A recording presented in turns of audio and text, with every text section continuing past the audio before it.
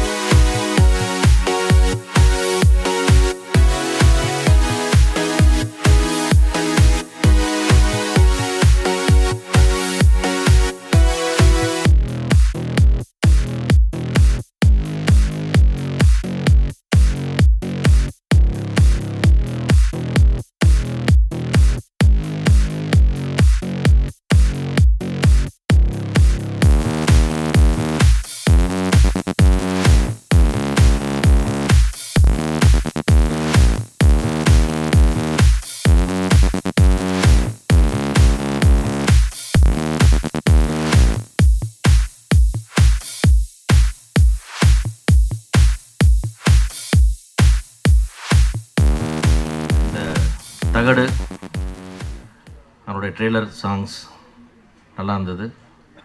ஒரு எதிர்பார்ப்பை உருவாக்கக்கூடிய படம் என்ற நம்பிக்கை இந்த படம் பார்க்கும்போது வந்திருக்கிறது. இன்னைக்கு காலை கூட ஒரு ஆடியோ ரிலீஸில் சரியாக ப்ரொமோட் பண்ணிட்டு வருத்தமாக சொன்னேன். அது மாதிரி எல்லாமே இவங்க வந்து ஒரு நல்ல ஒரு சாங்ஸ் இப்படி காட்டணும், என்ன இம்ப்ரெஷன் கொடுக்க வைக்க முடியுங்கிற அளவு நல்லா பண்ணியிருந்தாங்க. அது தயாரிப்பாளர் ராஜேந்திரன் குப்பசாமி, எங்கள் சங்கத்தின் புதிய வரவு, அவருக்கு எங்களுடைய வாழ்த்துக்களை தெரிவித்துக் கொள்கிறோம்.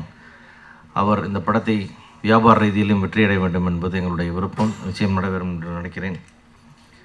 இந்த படத்தில் எல்லாருமே ரொம்ப புதுசாக இருந்தாங்க பர்ஃபார்ம் பண்ணவங்க. ஸோ ஒரு நல்ல யங் எனர்ஜெட்டிக் டீம் உள்ளே வந்திருக்கு. நீங்கள் எல்லாம் ஜெயிச்சு ஒரு இண்டஸ்ட்ரியில் நல்ல ஆர்டிஸ்ட்டாக, நல்ல பர்ஃபார்மர்ஸாக, நல்ல பிஹேவிங் உள்ள ப்ரொடியூசரோட கோஆப்ரேட் பண்ணக்கூடிய ஆர்டிஸ்ட்டாக வரணும்னு என்னோடய ஆசை. உங்களுக்கு என்னுடைய வாழ்த்துக்கள். புதிய தயாரிப்பாளர் என்னுடைய வாழ்த்துக்கள். படத்தில் வேலை செய்கிற அவ்வளோ டெக்னீஷியனும் வாழ்த்துக்கள். நன்றி. தேனப்பன் இருக்கார், சிவா சார் இருக்காங்க. ஒரு சின்ன வேண்டுகோளாக, இப்போ ஏற்கனவே பல்வேறு சமயங்களில் இந்த வேண்டுகோள் வச்சுருக்கேன். இருந்தாலும் வந்து இன்னொரு முறையும் அதை சேர்த்து வைக்க வேண்டிய வேண்டுகோள் என்னென்னா,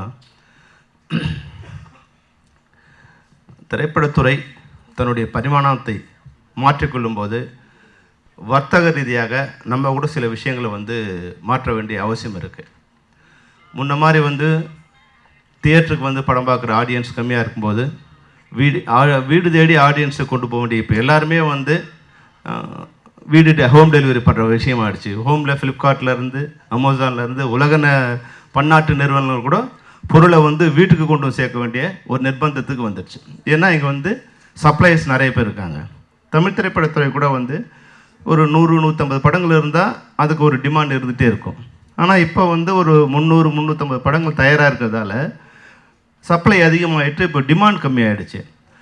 ஆனால் ஏறக்குறைய நம்ம தமிழ்நாட்டில் இருக்க எல்லாரும் ஒரு 60% படங்களை வந்து பார்த்துட்றாங்க. ஆனால் திரையரங்கில் வந்து பார்க்குறதில்ல. அவங்க எப்படியோ ஒரு பார்க்குறாங்க. அவங்க எப்படி பார்க்குறாங்களோ அந்த வழியில் கொண்டு போய் நம்மளுடைய படங்களை வந்து மார்க்கெட் பண்ணால் ரொம்ப நல்லா இருக்குங்கிறது தான் முதல்ல நான் திரைப்படத்துறை நிர்வாகத்தில் இருக்கிற தயாரிப்பு சங்கத்தை வைக்கிற வேண்டுகோள். ஏன்னா இப்போ வந்து 2 வகையான திரைப்படங்கள் இருக்குது. ஒன்று 100 கோடி ரூபாயில் பட்ஜெட்டில் படம் பண்ணுறவங்க, சில பேர் 50 லட்சம் ரூபாயில் படம் பண்ணுறவங்க. 2 பேருக்கும் ஒரே தேட்டரில் 300 ரூபா 500 ரூபா கொடுத்து படம் பார்க்க முடியாத மக்கள் என்ன பண்ணுறாங்க, அதை வந்து 20 ரூபா 30 ரூபா கொடுத்து டிவிடியில் வாங்கி படம் பார்த்துட்றாங்க. அப்போது நம்ம அரசாங்கத்துக்கு கூட இப்போ வந்து ஒரு வேண்டுகோள் வைக்கலாம். ஏன்னா முன்னாடி முன்மாதிரி இல்லாமல் இருந்தது. இப்போது பேரூராட்சிகள் ஒரு 10,000 பேரூராட்சிகள் தமிழ்நாட்டில் இருக்குது. அதில் வந்து ஒரு 100 பேர்லேருந்து 150 பேர் வந்து வைக்கிற சிறு திரையரங்குகள். முன்னாடி வந்து வீடியோ பார்லர் மாதிரி வைக்கிறதுக்கு வந்து அரசாங்கம் அனுமதி கொடுத்தது. அப்படி அனுமதி கொடுத்தா வந்து திரையரங்குகள் பாதிக்கப்பட்டுடுங்கிற ஒரு கவலையில் வந்து நம்ம திரைப்படத்துறையை சேர்ந்தவங்களே அரசாங்கத்துக்கு ஒரு வேண்டுகோள் விடுத்து அந்த முயற்சியை ஸ்டாப் பண்ணாங்க. அப்போ வந்து திரையரங்குகள் திரைப்படத்துறைக்கு இல்லை திரைப்படங்களுக்கு ரொம்ப ஈஸியாக இருந்தது, படம் கொடுக்க வசதியாக இருந்தது. இப்போது நமக்கு திரையரங்களே கிடைக்காத போது ஒரு 10,000 திரையரங்கு நம்ம வந்து ரெடி பண்ணால் அதனோட காஸ்ட்டே வந்து ஒரு 30 லட்சத்துலேருந்து ஒரு 90 லட்சத்துக்குள்ளே தான் முடியும். அது 50 ரூபா டிக்கெட்டுன்னா ஊரில் 100 பேர் தான் படம் பார்க்க முடியும்னா டெய்லி வந்து ஒரு 10,000 ரூபாய் கலெக்ஷன் வரும். அதில் வந்து 5,000 ரூபாய் தேட்டருக்காரன் கொடுத்தா கூட ஒரு தேட்டருக்கு 5,000 ரூபானா 10,000 தேட்டருக்கு ஏறக்குறைய 5 கோடி ரூபாய் ஒரு நாள் கலெக்ஷன். இதை நீங்கள் தயவுசெய்து இது வந்து இப்போ நல்லா புரிஞ்சுக்கணும். ஒரு நாள் கலெக்ஷன் பார்த்தா ஒரு நாள் படம் ஒன்றா போதும். அப்போ அவங்க இருக்கிற ரிப்போர்ட்னா நீங்கள் 365 படங்களை ரிலீஸ் பண்ணலாம். டெய்லி ஒரு படம் ரிலீஸ் பண்ணிட்டு இருக்காங்க. இது மாதிரி சிறு திரைப்படங்கள் நீங்கள் ஏன் படம் தேட்டர் கொடுக்கலன்னு அவங்ககிட்ட போய் கெஞ்சறதை விட நமக்கு ஒரு வழிகால் வந்து தேடி வச்சுக்கிறது மிக அருமையான இதுவாக இருக்கும். இது அரசாங்கத்துக்கு சரியான முறையில் ரெப்ரசன்ட் பண்ணி இது மூலம் 10,000 திரையரங்குனா ஒரு திரையரங்கத்துக்கு ஒரு 5 பேர் வேலை செய்கிறான்னா கூட 50,000 பேருக்கு வந்து முழு நேர வந்து வேலைவாய்ப்பு கிடைக்கும். தமிழ் திரைப்படத்துறைக்கு கூட வந்து திரைப்படங்களை ரிலீஸ் பண்ணுறதுக்கு ஒரு வடிகால் வசதியாக இருக்கும். அதனால் இந்த கோரிக்கையை இந்த மேடையில் பல்வேறு மேடைகளை வச்சுருக்கேன். ஆனால் இது முக்கியமான தருணம். நமக்கு வந்து இப்போ ஆந்திராவில் இது மாதிரி வந்து 2-3 தியேட்டர்ஸ் திறக்க ஆரம்பிச்சிட்டாங்க. அதை வந்து முன்மாதிரியாக வச்சுக்கிட்டு அரசாங்கத்துக்கு இந்த வேண்டுகோள் வைக்கலாம். இதை வேண்டுகோளை தமிழ் திரைப்பட தயாரிப்பு சங்கத்துக்கு வைக்கணும். கொஞ்சம் வேகமாக சொல்லிட்டு போயிட்டாரு செல்வமணி சார். அது கொஞ்சம் மனசு கஷ்டமாக இருக்குது. இப்போ அவர் இருக்கணும். ஆக்சுவலாக தயாரிப்பாளர் சங்கம் வந்து இப்படி பண்ணால் அப்படி பண்ண சொல்லிட்டு போயிட்டார் அவர். இதை வந்து கிட்டத்தட்ட ஒரு 15 வருஷமாக நான் பார்த்துட்ருக்கேன். யாருமே பண்ணுறதா தெரியல. இந்த தகுடுன்னு ஒரு டைட்டில் இருக்கு இல்லையா, 40 வருஷம் முன்னாடி நாங்கள்லாம் ஸ்கூலில் தகுடுன்னா பணத்துக்கு தான் தகுடுன்னு சொல்லுவோம். சிறப்பா தகுடு எவ்வளோ வச்சுருக்க, தகுடு எவ்வளோ வச்சுருக்க கேட்பாங்க. ஸோ அது மாதிரி அந்த தகுடு அதிகமாக கொட்டணுன்ட்டு தயாரிப்பாளருக்கு வார்த்தை கொடுக்குறது. அடுத்தது அவர் சொன்ன மாதிரி இந்த கேரி ஹோமு வீடியோ அதெல்லாம் சும்மா பேச்சு, அதெல்லாம் நடக்காது. முதல்ல டிவியில் வர சீரியலுக்கு சென்சார் போடுறோம். ஏன்னா அதில் தான் நான் அடிக்கடி எல்லாமே சொல்லியிருந்தேன், சென்சார் வரமாட்டேங்குது. ப்ரொடியூசர் கவுன்சில் அதை பண்ணணும். சென்சார் கொண்டாந்தா தான் டிவி சீரியல், சென்சார் கொண்டு வந்தால் படம் பண்ண மாட்டோம். இதுக்கு இந்த ஆக்ட் கொண்டு வந்தால் படத்தில் ஃபுல்லாக எல்லா லேடிஸாக தான் இருப்பாங்க. சாயந்தரம் ஆச்சுன்னா விவேக் கூட ஒரு காமெடியில் போடுவார். வந்து தேடிட்டு போனால் கூட பரவாயில்ல தலையை காமிச்சிட்டு இருப்பாங்க. அவ்வளோ சீரியஸாக சீரியல் பார்த்துட்டு இருப்பாங்க. சீரியலில் என்னென்னா டோட்டல் இம்மாரலிட்டி. யார் எழுதினாலும் எனக்கு கவலை கிடையாது. எந்த குடும்பம் எப்படி கட்டு போகணும், யார் எப்படி நாசம் பண்ணணும், இந்த ட்ரைனிங்லாம் ஃபுல்லாக கொடுத்துட்றாங்க. நாங்கள் சினிமாக்களும் கொடுக்கறதுக்கு சான்ஸே கிடையாது. ஆனால் டிவிக்கு சென்சார், அதாவது 20 எபிசோடுக்கு இன்றைக்கி சென்சார் பண்ணி ஆகணும். டிவி சீரியலில் வராதுங்க. நாங்கள்லாம் 6 மாதம் 3 மாதம் கஷ்டப்பட்டு போராடி எல்லா படத்தையும் எடுத்து சென்சார் பண்ணி, சென்சார் கூட நெஞ்செல்லாம் வலிக்க போராடி பண்ணி எடுத்து விட்டா நீங்கள் நேராக போய் டிவியில் உட்காந்துட்டு இருக்கீங்க. எல்லோரும் லேடிஸ் தான் பர்டிகுலராக.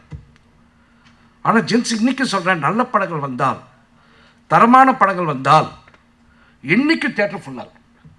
ஸோ அவர் செல்வமணி சார் சொல்கிற மாதிரி அது முற்றிலும் மாறான கருத்து. அது நல்ல படம், இயக்குநர்கள் தரமான படங்களை கொடுக்க வேண்டும். அது ஒன்று. அடுத்தது ப்ரொடியூசர் கவுன்சில் சொல்லிட்டு போய் ரிப்போர்ட் பண்ணிட்டு எங்களுக்கு ஒன்றும் ப்ராப்ளம் இல்லை, பண்ண மாட்டாங்க. ஒரு சின்ன உதாரணம், இப்போ பாருங்கள், தேனப்பன் சார், விஜயமுரளி, பேரரசு சார், ராஜ்குமார் செட்டிலாம் ஃபஸ்ட் டைம் பார்க்குறேன். நாங்கள்லாம் ஸ்டாண்டர்டாக சின்ன படங்கள்லாம் கண்டிப்பாக வரும், கூப்பிடல கூட வந்துடுவோம். ஆனால் சில பேர்லாம் எப்படின்னா தப்பாக எடுத்துக்கிறீங்க, தேனப்பன் சார் பெரிய படங்களுக்கு தான் போவாங்க. ஏன்னா அவங்களாம் பெரிய படங்கள் தான் எடுப்பாங்க, சின்ன படங்கள்லாம் எடுக்க மாட்டாங்க. அப்படி அவங்ககிட்ட போய் என்னத்தை கம்ப்ளைண்ட் பண்ணுறாரு செல்வமணி சார், தேனப்பன் சார். இப்போ நான் முன்னுரிமை நான் உங்களுக்கு சொல்லிடுறேன், தயவுசெய்து இந்த சென்சார் கொண்டு வாங்க. அது கொண்டு வந்தீங்கன்னா சினிமா உருப்படும். நீங்கள் அதை கொண்டு வாங்க போதும். ஆக இனிமேல் அதிகமாக பேசினா கான்ட்ரவர்சி ஆகிடும். இந்த படம் வெற்றி பெற நல்வாழ்த்துக்கள். ப்ரொடியூசர் திருப்பி அடுத்த படம் எடுக்கணும். யாரோ என்னென்னமோ சொல்லணும் ஓடிடாதீங்க. நாங்களாம் அப்படி தான் கஷ்டப்பட்டு 9 படம் 8 படம் 10 படம் 12 படம் எடுத்துகிட்ருக்கோம். இது ஒரு சிறந்த தொழில். கவனமாக நேர்மையாக ஏமாற்றாமல் செய்தால் இதை விட ஒரு நல்ல தொழில் எதுவுமே இல்லை.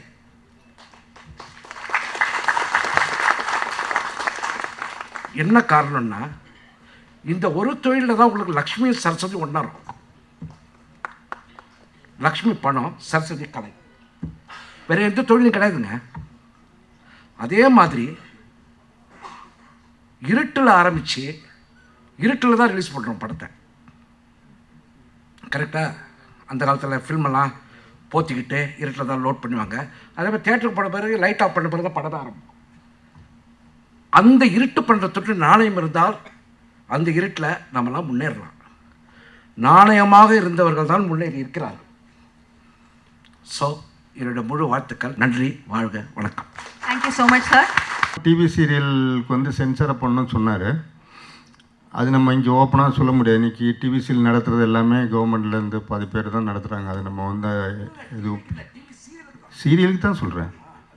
ஆமாம், டிவியில் வர அட்வர்டைஸ்மெண்ட்டுக்கு வந்து சென்சார் பண்ணும்போது சீரியலுக்கும் நிச்சயமாக சென்சார் பண்ணுங்கிறது வந்து சென்ட்ரல் லெவலில் வந்து இருக்கலே பாதி பெரிய பெரிய ஆளுகள்லாம் மினிஸ்டர் எல்லாருமே சேனல் நடத்தி கொண்டிருக்கிறதுனால இருக்குமோ என்னன்னு தெரியல. அந்த பாலிட்டிக்ஸ் என்னன்னு நமக்கு தெரியல. நிச்சயமாக அதை நானும் முன்மொழிகிறேன். அது வந்ததுன்னா நிச்சயமாக நமக்கு கொஞ்சம் க்ரௌடு தேட்டருக்கு வருவங்கன்னு நினைக்கிறேன். ஆனாலும் இன்றைக்கி வந்து தரமான படம் எடுத்தால் நிச்சயமாக அது ஓடுங்கிறதுல எந்த மாற்று கருத்தும் கிடையாது.